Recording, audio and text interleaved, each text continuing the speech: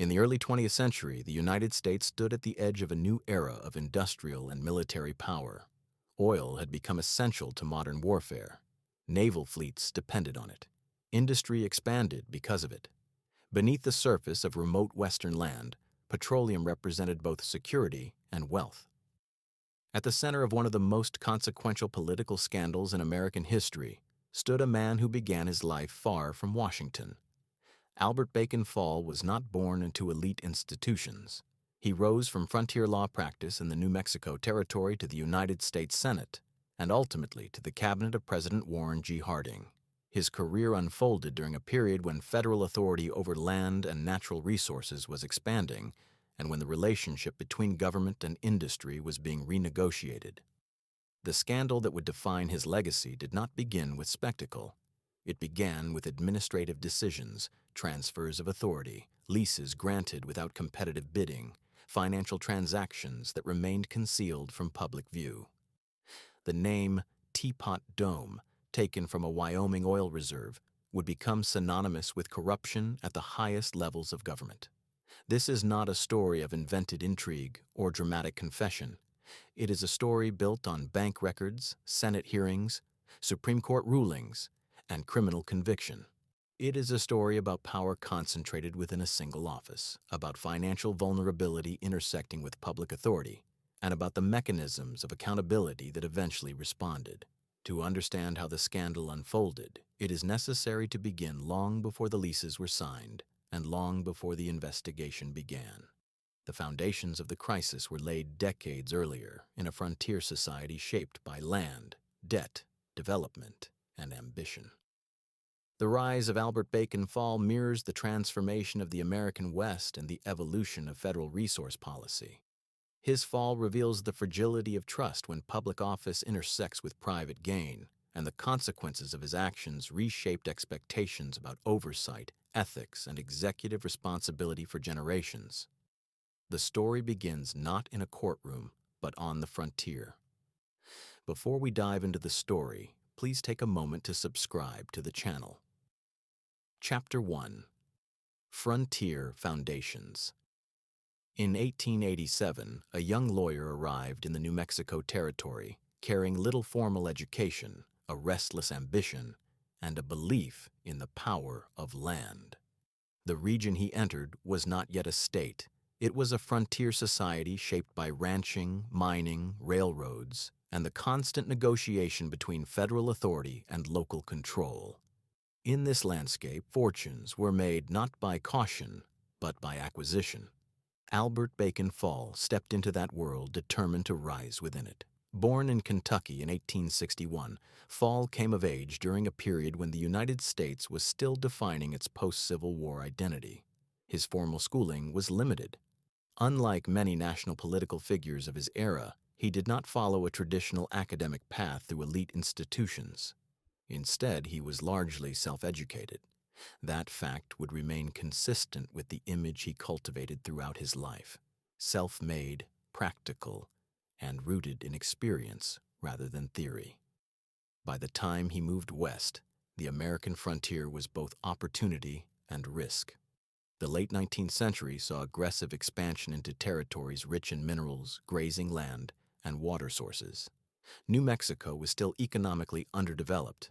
Infrastructure was thin. Political structures were evolving. Economic power often depended on control of land and access to natural resources.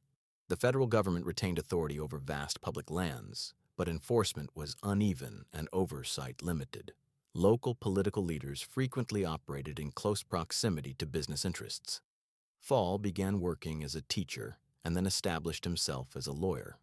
In a region where land disputes, mining claims, and water rights were common, legal expertise offered influence.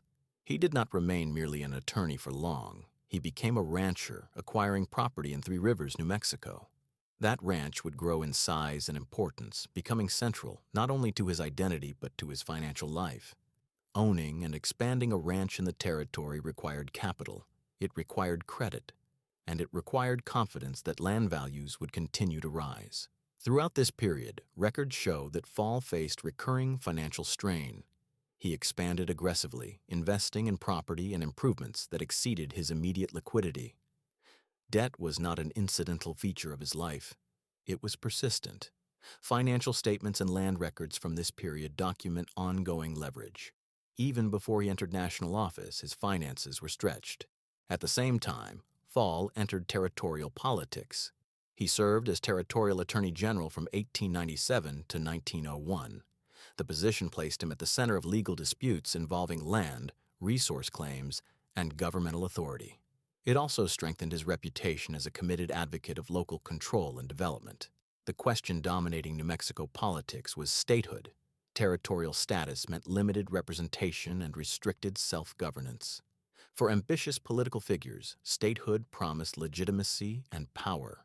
Fall supported statehood and aligned himself with conservative Republican politics. His worldview formed in opposition to expanding federal intervention in Western lands. As the progressive movement gained strength nationally, particularly under President Theodore Roosevelt, federal conservation policies began setting aside large tracts of land from private development. These policies were popular among reformers but controversial in Western states and territories, where economic growth depended on access to land and mineral resources. Fall was among those who resisted extensive federal withdrawal of lands from development. His political orientation favored private enterprise and rapid resource utilization. In his environment, this stance was not unusual. Ranchers and mining interests often viewed federal conservation as an external constraint imposed by distant policymakers. Fall's views were consistent with the economic culture around him. By the early 20th century, New Mexico moved closer to statehood. In 1912, it achieved admission to the Union. The transition from territory to state opened a new political stage. That same year, Fall was elected to the United States Senate. His rise from frontier lawyer to U.S. Senator marked a turning point. It signaled that his political strategy, rooted in development, private enterprise, and skepticism toward federal conservation, had found a broader constituency. In the Senate, Fall continued to articulate positions shaped by his territorial experience. He opposed labor unions and maintained a pro-business orientation. During the Mexican Revolution, instability along the southern border intensified political tensions in the Southwest. Fall advocated strong border security measures, reinforcing his reputation as a hardline conservative voice. But even as his national influence expanded, his financial condition remained complicated. The ranch in Three Rivers required ongoing capital. Expansion and maintenance carried costs that did not always align with income. The pattern of financial overextension that began in the territorial period continued into his Senate years. This fact is documented and consistent across financial records. Debt remained a structural feature of his life. Understanding this financial backdrop is essential. It does not determine later events, but it provides context. In a region where land symbolized power and independence, Fall invested heavily in the image and reality of being a major rancher. Yet that status came at a cost. Wealth on paper did not always translate into available cash. Liquidity pressures created vulnerability. Nationally, the political climate shifted after World War I. The country emerged from the conflict with new industrial strength and an expanding reliance on oil. Petroleum had become strategically critical, particularly for the Navy.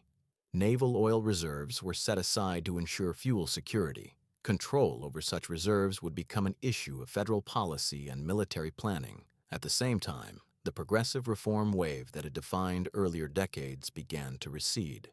The election of Warren G. Harding in 1920 marked a pivot toward what Harding called a return to normalcy. The phrase signaled a retreat from aggressive reform and a renewed emphasis on business-friendly governance. For politicians like Fall, whose philosophy aligned with private development and reduced regulatory constraint, the moment was favorable. Fall's trajectory from Kentucky youth to New Mexico rancher, from territorial attorney general to United States senator, had unfolded within a particular set of conditions. Frontier expansion encouraged risk. Weak regulatory systems blurred boundaries between public and private interests.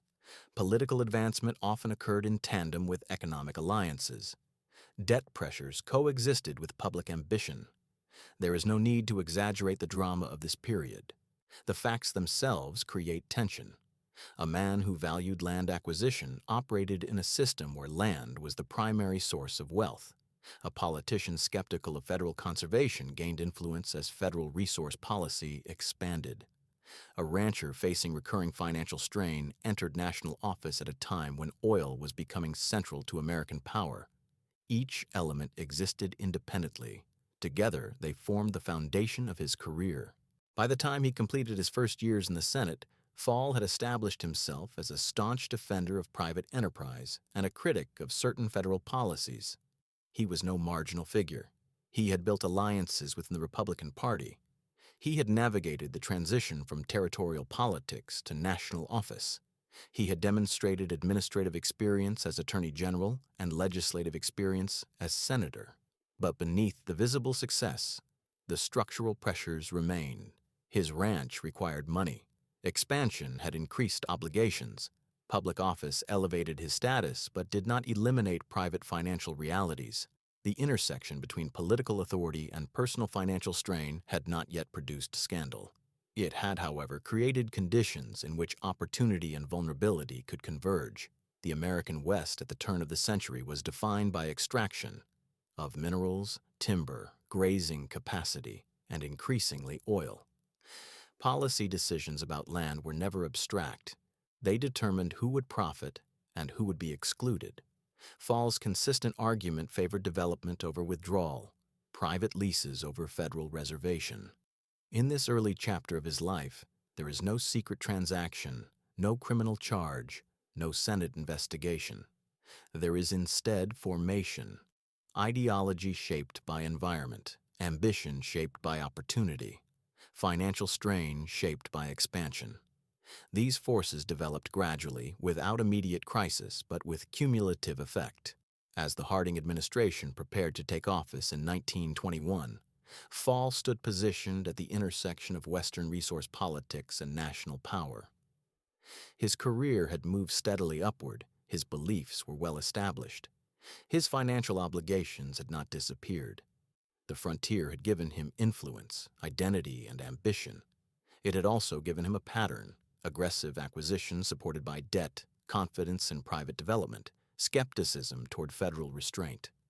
Those patterns would soon encounter a new scale of authority, and when they did, the stakes would no longer be confined to a ranch in Three Rivers or to the politics of a young Western state. They would involve the strategic resources of the United States itself. Chapter 2. From Territory to National Power. In 1912, when New Mexico was admitted as the 47th state in the Union, it marked more than a constitutional milestone. It marked the arrival of a new political class onto the national stage. Among the men who stepped forward in that moment was Albert Bacon Fall. He had already spent decades building influence in a frontier society defined by land, law, and resource control. Statehood transformed that regional influence into national authority. The transition from territory to state reshaped political opportunity. As a territory, New Mexico had limited representation and constrained autonomy. Admission to the Union brought full participation in federal governance, including representation in the United States Senate. For Fall, who had served as Territorial Attorney General and cultivated alliances within conservative Republican circles, the shift created an opening he was prepared to seize. He was elected to the United States Senate the same year New Mexico achieved statehood. His ascent was not accidental. It reflected years of positioning within local legal and political structures. He had developed a reputation as a forceful advocate for development, property rights, and local control over land use. These priorities resonated in a state where economic growth depended heavily on ranching, mining, and access to natural resources. By the time he entered the Senate, national politics were in the midst of transformation. The progressive era had expanded federal authority in areas such as conservation, labor regulation, and antitrust enforcement. Presidents like Theodore Roosevelt had championed the withdrawal of large tracts of land from private development in the name of conservation. In Western states, those policies often generated resistance. Many local leaders viewed federal land withdrawals as obstacles to economic expansion. Fall positioned himself firmly within that resistance. His opposition to extensive federal conservation measures was consistent with his territorial record. He favored private development over federal reservation of land. He regarded natural resources as engines of growth best managed through private enterprise rather than centralized control. These views were not newly adopted for national office. They were extensions of his established political philosophy. In the Senate, he aligned with pro-business Republican interests. He opposed labor unions and supported policies that encouraged private investment. His voting record and public positions reflected skepticism toward expanding federal regulation. He saw economic vitality as dependent upon access to land and resources, particularly in western states where federal ownership remained extensive. The geopolitical instability of the early 20th century also shaped his Senate years. The Mexican Revolution created turbulence along the southern border. Violence, political upheaval, and cross-border tensions heightened concerns about security in the Southwest. Fall advocated for strong border enforcement during this period, reinforcing his image as a defender of order and national sovereignty. These positions strengthened his standing within a faction of the Republican Party that favored firm executive authority, business expansion, and reduced regulatory intervention. He was not among the progressive reformers seeking expanded federal oversight. Instead, he represented a current within American politics that believed economic development should proceed with minimal federal constraint. Yet his rise to national office did not resolve the financial pressures that had followed him from territorial days. The ranch at Three Rivers remained a central part of his identity and economic life. Maintaining and expanding such a property required capital. Financial records from this period show continued leverage and recurring debt. His wealth was tied to land and improvements rather than liquid assets.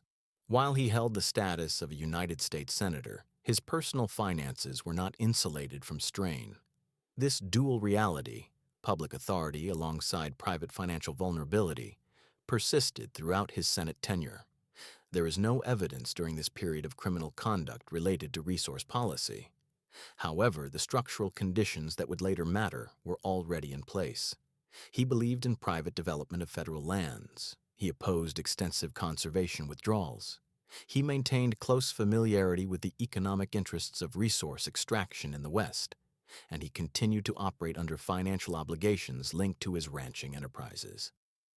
As the nation entered World War I, oil emerged as a strategic necessity.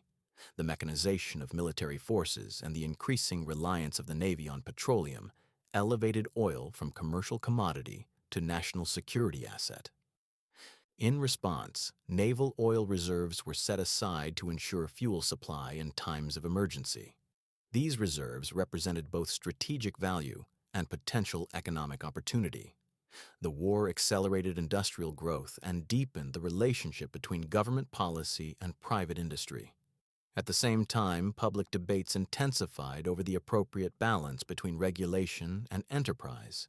The progressive impulse had expanded federal authority, but it also generated backlash among those who saw such expansion as overreach. When the war ended, the country entered a period of adjustment. Economic volatility, labor unrest, and political fatigue shaped the electorate's mood. In 1920, Warren G. Harding campaigned on a promise of a return to normalcy. The phrase suggested stability, reduced reform intensity, and a friendlier climate for business interests. Harding's victory signaled a shift in national tone. For Fall, this shift aligned with his long-held views. The political climate now favored leaders who advocated economic growth through private enterprise rather than expanded federal intervention. His Senate career had demonstrated loyalty to conservative Republican principles. He had built relationships within the party. He had positioned himself as a defender of Western development interests. Harding's election created new opportunities for trusted allies. Cabinet appointments often reflect ideological alignment and political confidence. Fall's record in the Senate and his standing within Republican ranks placed him among those considered for executive responsibility. His background in Western land issues and his opposition to extensive conservation policies made him a logical candidate for roles involving federal lands. The Department of the Interior oversaw vast public lands and natural resources. In a country where oil was becoming increasingly central to military and industrial power, Control over federal reserves carried immense significance. Fall's consistent advocacy for development rather than withdrawal of lands made him a figure whose philosophy contrasted with earlier conservationist leadership. By 1921, Harding appointed him Secretary of the Interior. The transition from senator to cabinet official represented another escalation in authority. As secretary, Fall would oversee federal lands, mineral rights, and resource policy at a national level. The scope of his influence expanded dramatically. Decisions that once affected a territory or a single state would now carry nationwide consequences. The appointment did not emerge in isolation. It was the culmination of decades of political positioning, ideological clarity, and party alignment. His views on land use were well known. His skepticism toward conservationist restrictions had been expressed repeatedly. His belief in private development of resources was established. Within a pro-business administration seeking to ease regulatory pressures, these qualities were assets. Yet beneath the formal authority of cabinet office, the financial pattern remained. His ranch continued to demand resources. Debt obligations did not disappear with elevation to executive office. Public power and private strain continued to coexist. This convergence of expanded authority and persistent financial pressure formed a critical backdrop. The strategic importance of oil had increased following World War I. Naval oil reserves had been designated to protect national security. Control over those reserves lay within the federal government. And now, a cabinet secretary with long-standing views favoring private development and a history of financial overextension stood positioned within that structure. The narrative of this period is not defined by immediate scandal. It is defined by accumulation of authority, of ideological consistency, of financial tension, of strategic stakes. Each element intensified the others. Fall was no longer merely a Western senator advocating development. He was a central figure within an administration committed to reshaping federal priorities. The arc from frontier lawyer to cabinet secretary reveals continuity rather than rupture. His core beliefs did not change. His skepticism toward expansive federal conservation remained intact. His preference for private enterprise persisted. What changed was scale. The decisions he would soon confront involved national energy reserves rather than regional land disputes. By the time he assumed leadership of the Interior Department, the groundwork had been laid through years of political evolution. Statehood had elevated him to the Senate. Senate service had aligned him with national party leadership. A shift in political climate had opened the door to executive authority. Financial pressures had not abated. Oil had become strategically indispensable. Power had expanded. Responsibility had expanded. The intersection between personal circumstance and public authority had tightened. The forces that shaped his frontier years now stood poised within the structure of federal governance, where the consequences of policy would reach far beyond the boundaries of New Mexico. Chapter 3. Cabinet Authority and Strategic Oil. In 1921, when Albert Bacon Fall took the oath of office as Secretary of the Interior, he stepped into a position that carried authority over vast expanses of federal land. The appointment came under President Warren G. Harding, whose election had signaled a political shift away from progressive reform and toward what he called a return to normalcy. For Fall, the moment represented the culmination of decades of alignment with pro-business Republican politics and Western development interests. It also placed him in control of resources that had become central to American military power. The Department of the Interior oversaw public lands, mineral rights, and natural resource management across the country. In earlier years, debates over land policy had centered on grazing rights, mining claims, timber access, and conservation withdrawals. But by the early 20th century, oil had transformed the stakes. Petroleum was no longer merely a commercial commodity. It had become a strategic necessity. World War I accelerated that transformation. The mechanization of warfare and the increasing reliance of the United States Navy on oil-powered ships elevated petroleum from industrial resource to national security asset. To safeguard fuel supplies in the event of future conflict, naval oil reserves had been designated on federal lands. Among the most significant were reserves located at Teapot Dome in Wyoming and at Elk Hills and Buena Vista in California.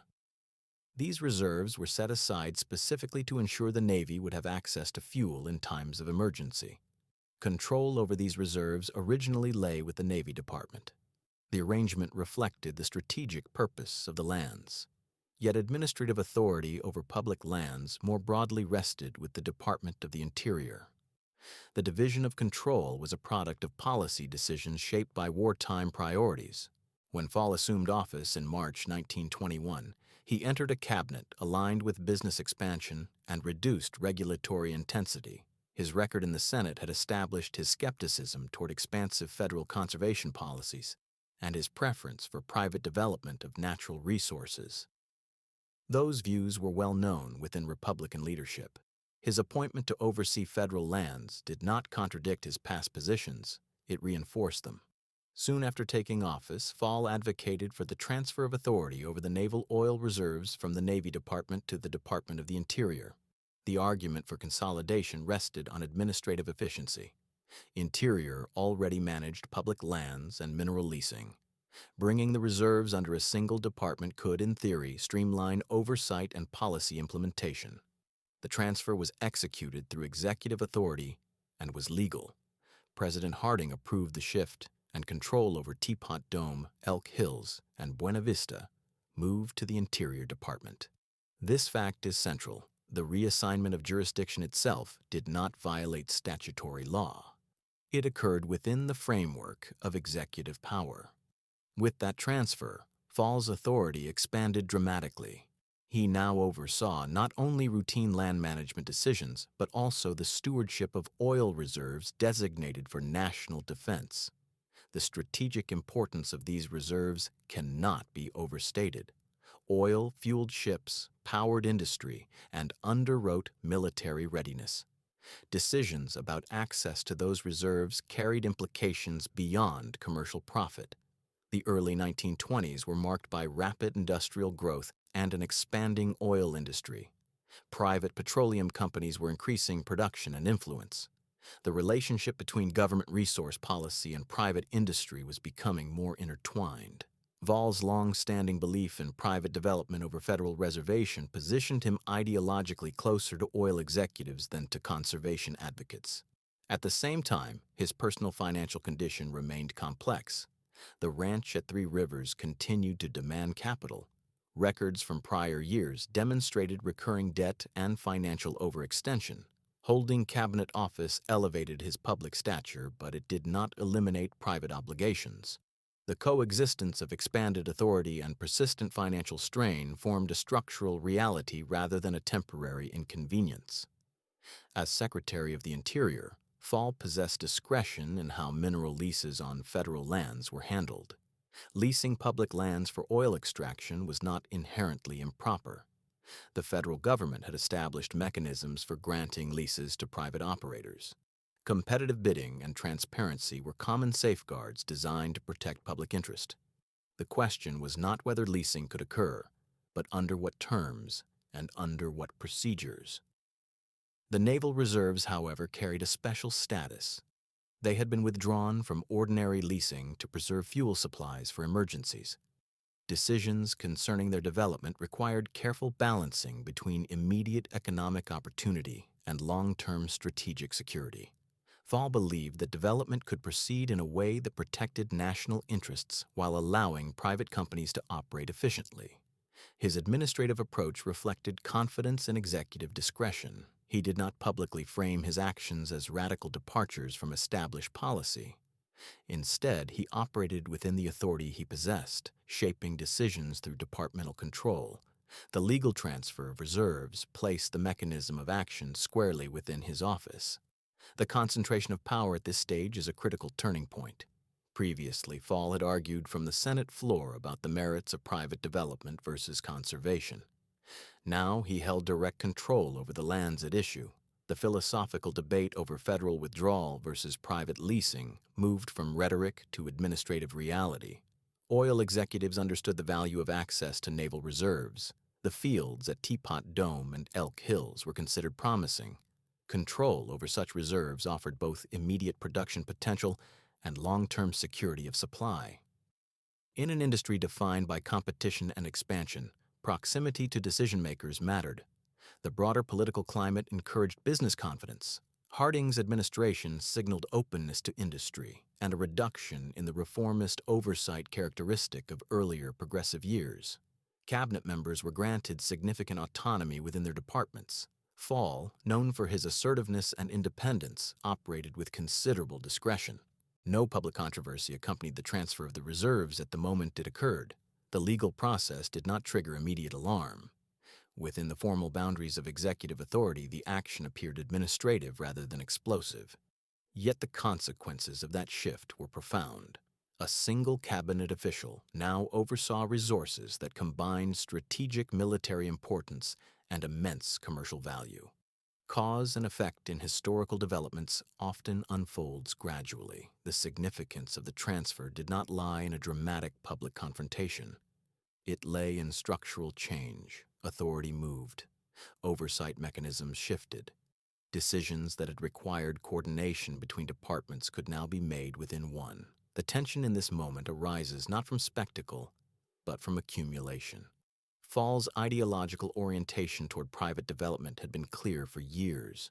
His financial pressures had been documented over time. The oil industry's growing importance was evident after World War I. The legal authority to manage naval reserves now rested with him. None of these elements alone determined outcome.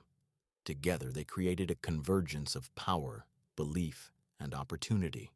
Strategic oil reserves existed to protect the nation in times of crisis. They represented insurance against future conflict, but they also represented potential profit if opened to development. Balancing those competing considerations required restraint, transparency, and procedural rigor. As Secretary of the Interior, Fall faced decisions about how and when development of these reserves should proceed. His past record suggested confidence in private enterprise and skepticism toward prolonged federal withdrawal of lands from use. His environment had long rewarded aggressive acquisition and expansion. His financial life had been shaped by leverage and investment in land-based assets. The Cabinet Office elevated his capacity to act on those beliefs.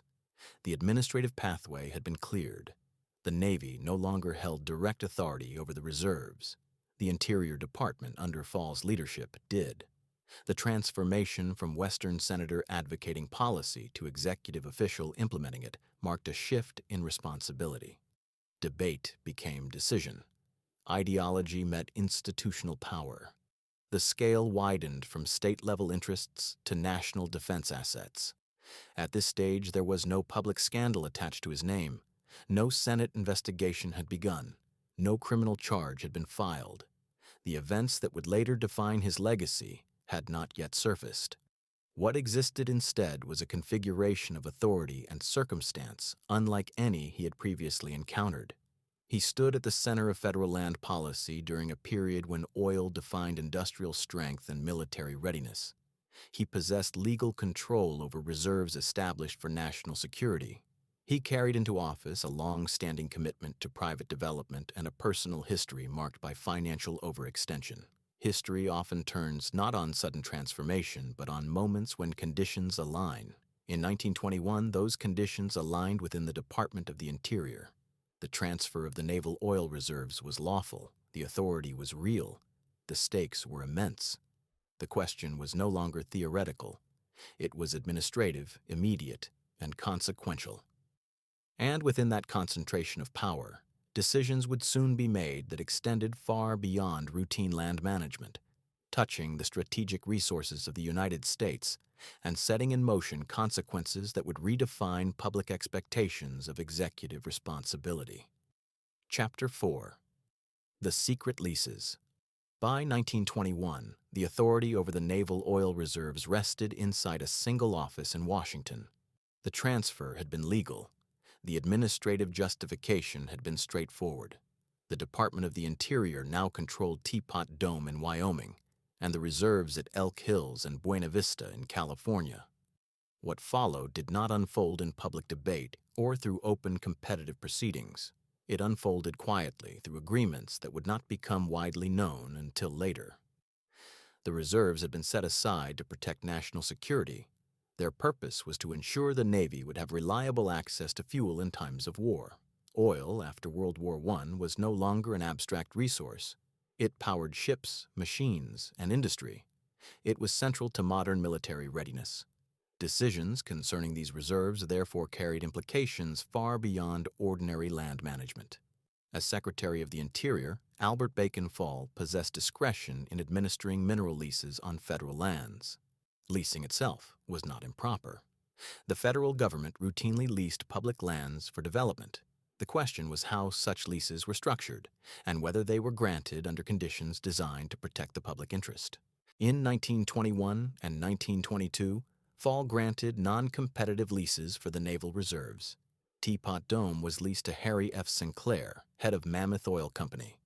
The California reserves were leased to Edward L. Doheny, whose company, Pan American Petroleum, was a major force in the oil industry. These arrangements were not preceded by open competitive bidding.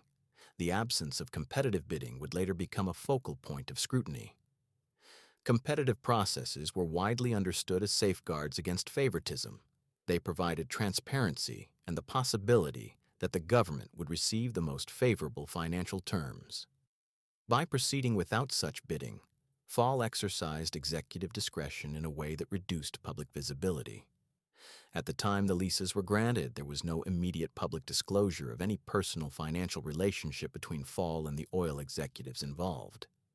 Officially, the leases appeared as administrative decisions within the scope of his authority, but financial transactions occurred alongside these agreements. Edward L. Doheny provided Fall with $100,000. The payment was structured as what Doheny later described as a personal loan between friends. The money was delivered in the form of a check that was converted into cash. Around the same period, Fall received additional financial benefits from Harry F. Sinclair, including livestock and bonds. These transactions were not publicly disclosed at the time they occurred. They did not appear in official summaries of lease terms. They were not presented as formal compensation. Instead, they remained private arrangements between the cabinet secretary and the oil executives whose companies had secured favorable access to strategic reserves. The sequence of events matters. Fall had long experienced financial strain. His ranch in Three Rivers required ongoing capital. Records before his cabinet tenure demonstrated recurring debt. Shortly after the leases were granted, he was suddenly able to make improvements to his property and address financial obligations. The infusion of funds provided immediate relief. Cause and effect in historical events does not depend on dramatic revelation. It depends on documented transactions and timing. The granting of non-competitive leases was followed by large personal payments to the official who authorized them. Those payments were not part of any formal government compensation structure. They flowed privately. Doheny maintained that the $100,000 was a personal loan unconnected to the leases. The characterization would later be examined in court. At the time, however, the arrangement remained concealed from public oversight. There was no press conference announcing a financial relationship. There was no disclosure to Congress that the Secretary of the Interior had accepted substantial funds from an oil executive whose company benefited from his administrative decisions. The leases themselves granted significant access to valuable reserves. Teapot Dome, in particular, was considered promising. Access to naval reserves meant access to oil that had been withdrawn from the open market for strategic reasons. The companies involved gained favorable terms and the ability to develop resources under federal authority. The legal transfer of the reserves had concentrated power in Fall's department. Now that authority was being exercised in ways that privileged specific private entities. There was no competitive auction, no transparent bidding process, no open comparison of offers. Decisions were made within the Interior Department and formalized through lease agreements. It is essential to distinguish between what was legal and what was corrupt. The transfer of control from the Navy Department to the Interior Department had been lawful. Leasing federal lands was a recognized governmental function. The corruption lay not in the existence of leases, but in the concealed financial benefits received by the official responsible for granting them. The pattern that emerges from documented evidence is direct. Oil executives sought access to valuable reserves. The Secretary of the Interior possessed authority over these reserves. Leases were granted without competitive bidding. Large personal payments followed. Those payments were not disclosed as part of public administration. There was no need for dramatization. The records themselves would later show bank deposits, financial statements, and testimony connecting these events. At the moment the leases were executed, however, the public remained unaware of the underlying financial exchanges. Fall's long-standing belief in private development provided a policy framework that could justify leasing in general terms. He had opposed extensive federal withdrawal of lands from use. He believed private enterprise could efficiently develop natural resources, but belief in development does not explain the acceptance of personal funds from beneficiaries of that development. The secrecy surrounding the payments heightened the gravity of the situation. Had the transactions been publicly disclosed and structured transparently within ethical guidelines, the political consequences might have differed. Instead, they were concealed. The concealment itself became evidence of impropriety once uncovered. The financial relief provided to Fall was substantial relative to his documented debts. The $100,000 from Doheny alone represented a significant sum in the early 1920s. Combined with benefits from Sinclair, the total effect was transformative for his personal finances. Improvements to his ranch followed. Debt pressures eased. The alignment between administrative decisions and personal gain was not theoretical. It was measurable. Bank records and property improvements provided tangible markers. The question that would later confront investigators was whether these payments constituted bribes or legitimate private transactions. At the time the leases were executed, the broader political climate remained favorable to business interests. Harding's administration encouraged a cooperative relationship between government and industry. Cabinet members were granted autonomy within their departments. Fall operated with confidence in his authority. Yet administrative discretion has limits. Public office carries fiduciary responsibility. When decisions affecting national resources coincide with undisclosed personal enrichment, the integrity of the system is compromised. Even before formal investigation, the structural vulnerability was present. The naval reserves had been established to secure the nation's future in times of crisis. By leasing them without competitive bidding and accepting private payments from lessees, Fall altered their status from guarded strategic assets to instruments entangled with personal financial arrangements. The immediate effect was invisible to the public. There was no instant outcry, no immediate criminal charge. The leases functioned. Oil development began. The transactions remained private, but the seeds of exposure had been planted. Large financial transfers leave traces. Improvements to property attract attention. Political rivals observe shifts in fortune. The concentration of power that enabled the leases also created accountability channels. Congress retained oversight authority. Financial records could be subpoenaed. Testimony could be compelled. What had begun as administrative action would not remain confined within departmental walls. The convergence of strategic oil reserves, non-competitive leasing, and undisclosed personal payments formed a pattern that could not withstand sustained scrutiny. The story at this stage is not yet one of courtroom verdicts or prison sentences. It is a story of decisions made under authority, of financial benefits received in private, and of procedures bypassed in the management of public resources. The stakes were national. The beneficiaries were private. The official at the center had both the power to act and the personal financial incentive to accept assistance. In the quiet execution of these leases, the groundwork for one of the most significant political scandals of the early 20th century was laid. The drama did not unfold in spectacle. It accumulated in documents, in bank deposits, in agreements signed without open bidding. Authority had been consolidated. Leases had been granted. Money had changed hands.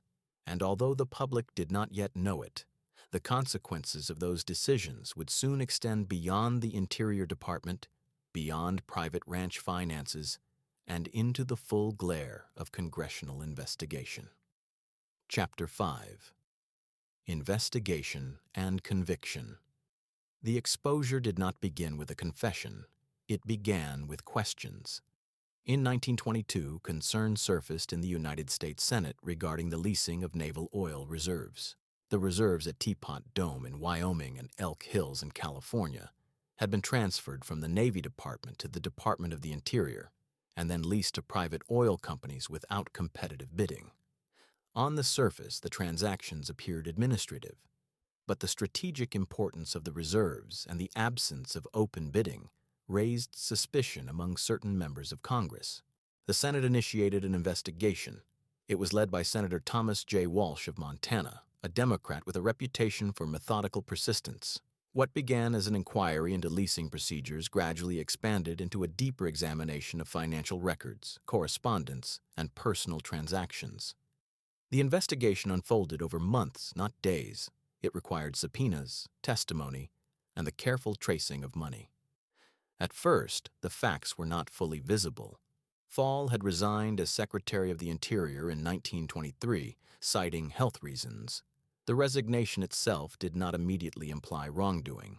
Cabinet officials had stepped down before for personal or political reasons. But as the Senate inquiry intensified, the focus narrowed on the relationship between Fall and the oil executives whose companies had secured the leases. Bank records became central evidence. Investigators uncovered documentation of a $100,000 payment from Edward L. Doheny to Fall. The payment had been delivered shortly after the lease of the Elk Hills Reserve was granted. Additional benefits, including livestock and bonds from Harry F. Sinclair, were also documented. These were not abstract allegations. They were traceable transactions supported by financial records. The defense advanced by Doheny characterized the $100,000 as a personal loan between friends. The explanation rested on the claim that the money was unrelated to the lease agreements. However, the timing of the payment and its secrecy complicated that defense. The funds were not publicly disclosed when the leases were executed. They were not recorded as official compensation. They flowed privately to a cabinet official who had exercised discretionary authority over valuable federal resources. The investigation's significance extended beyond the individuals involved. It tested the power of Congress to oversee executive conduct. The Senate's authority to compel testimony and subpoena records was affirmed during the process. The inquiry itself became a constitutional moment, reinforcing legislative oversight over executive departments.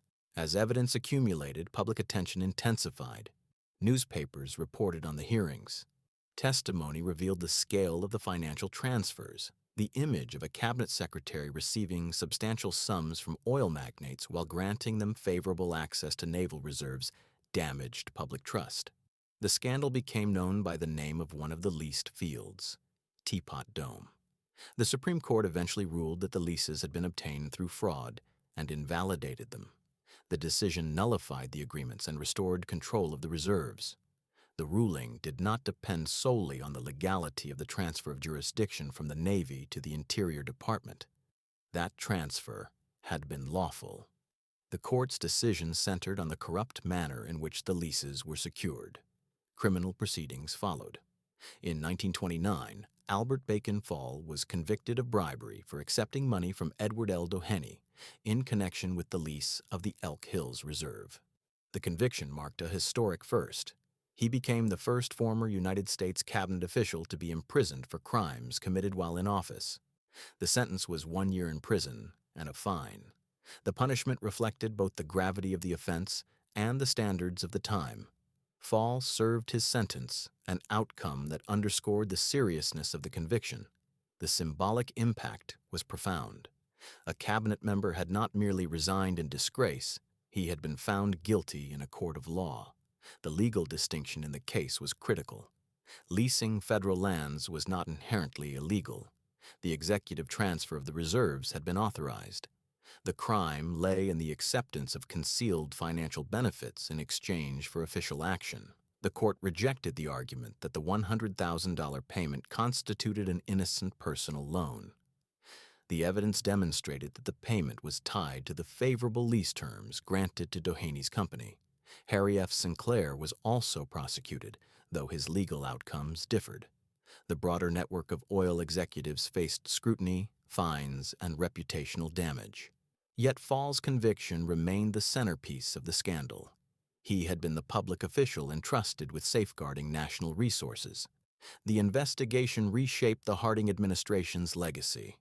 President Harding had died in 1923 before the full exposure of the scandal. No direct evidence proved that Harding personally benefited from or directed the corrupt transactions. However, the scandal contributed to the perception of an administration marked by ethical lapses among certain officials. Public trust in federal governance suffered. The spectacle of high-level corruption reinforced demands for stronger oversight and ethical safeguards. The Senate's investigative authority emerged strengthened, establishing precedents for future congressional inquiries into executive conduct. For Fall personally, the consequences were irreversible. His reputation, built over decades from territorial attorney general to United States senator to cabinet secretary, collapsed under the weight of the conviction. The ranch at Three Rivers, once a symbol of his ambition and identity, became associated with the financial pressures that had intersected with public office. The exposure of the payments dismantled any remaining ambiguity about motive. While ideological commitment to private development had characterized his political philosophy, the acceptance of secret funds from beneficiaries of his official decisions crossed a legal boundary. The distinction between policy preference and personal enrichment was clarified by the court's verdict. The methodical nature of the investigation contributed to its credibility. This was not a scandal uncovered through rumor alone. It was built on bank records, testimony, and documented transactions. The process demonstrated that financial secrecy could be penetrated through institutional persistence. The phrase Teapot Dome entered the American political lexicon as shorthand for corruption at the highest levels of government. The scandal did not destroy the oil industry, nor did it permanently cripple the Republican Party, but it established a lasting example of how concentrated authority, when combined with undisclosed financial relationships, could undermine public trust. Fall's conviction in 1929 occurred against the backdrop of broader national change. The decade had been marked by economic expansion, industrial growth, and increasing complexity in the relationship between government and business. The Teapot Dome scandal stood as a cautionary episode within that environment, revealing the vulnerabilities inherent in close ties between public officials and powerful industries. The case also clarified the legal boundaries of executive discretion. Authority over federal lands did not include the right to profit privately from decisions made in office. The principle, while seemingly self-evident, required judicial affirmation in this instance. The conviction provided that affirmation. There were no dramatic confessions. There was no sudden unraveling through a single revelation. The downfall came through accumulated evidence and sustained investigation. The same structural forces that had allowed the leases to proceed quietly, concentrated authority, and limited immediate transparency, were countered by legislative oversight and judicial review. By the time Fall entered prison, the transformation was complete. The man who had once shaped land policy in the American West and commanded authority over strategic oil reserves had become a symbol of breached trust. His imprisonment did not erase decades of political service, but it redefined how history would remember them. The Senate investigation demonstrated that even cabinet officials could be held accountable under law. It reinforced the expectation that public office carried fiduciary responsibility. It marked a turning point in the relationship between Congress and the executive branch, strengthening investigatory tools that would be used in future scandals. The legal proceedings closed one chapter of the story, but they did not end its consequences. The impact reverberated through debates about ethics, oversight, and the management of public resources. The scandal's visibility ensured that future officials operated under the shadow of precedent. In the courtroom, the issues were narrowed to evidence and statute. Outside it, the implications were broader. The management of strategic national assets had intersected with personal financial gain. The resulting conviction established that such intersections would not be tolerated under law. The rise from frontier lawyer to cabinet secretary had taken decades. The fall from public authority to convicted official unfolded through documented transactions and institutional accountability. The investigation transformed administrative decisions into a national reckoning. Authority had been misused, evidence had been gathered, judgment had been rendered. And in that judgment, the standards for public office were tested and reaffirmed in the full view of the nation. Chapter 6: Responsibility, Debate, and Political Fallout. When Albert Bacon Fall was convicted of bribery in 1929, the legal judgment settled one question but left others unresolved.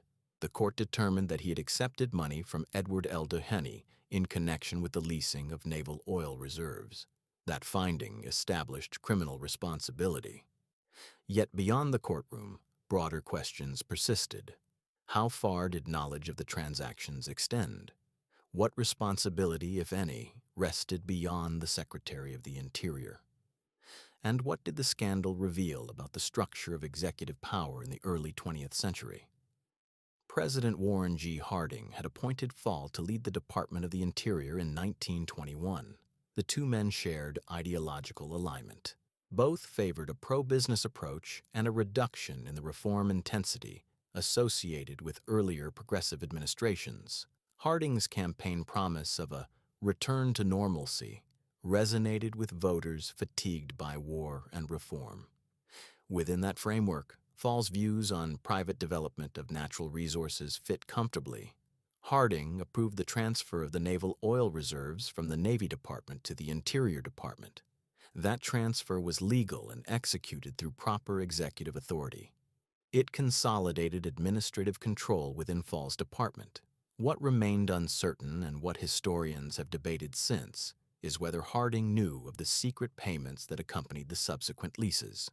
No direct evidence has surfaced proving that Harding personally received money from the oil executives or that he ordered the acceptance of bribes.